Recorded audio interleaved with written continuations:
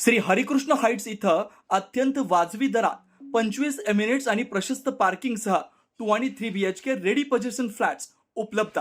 बुकिंगसाठी संपर्क पार्श्वनाथ प्रोजेक्ट 9090 78 78 33.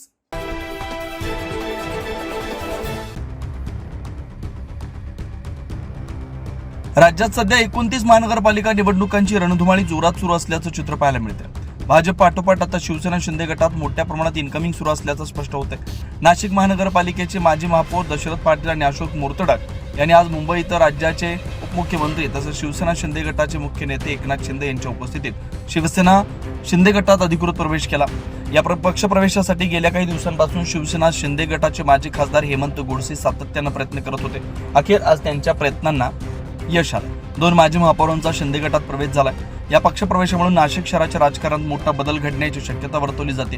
नाशिक महानगरपालिकेच्या निवडणुकीत शिवसेना शिंदे गटाची ताकद मोठ्या प्रमाणात वाढणार असल्याची चर्चा राजकीय वर्तुळात रंगली आहे. या पक्षप्रवेशाच्या वेळी राज्यात शालेय शिक्षण मंत्री दादा भुसे, माजी खासदार हेमंत गोडसे यांच्यासह शिवसेना शिंदे गटाचे पदाधिकारी कार्यकर्ते मोठ्या संख्येने उपस्थित होते.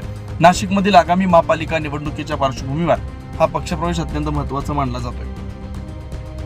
9 न्यूज महाराष्ट्र ब्युरो, नाशिक.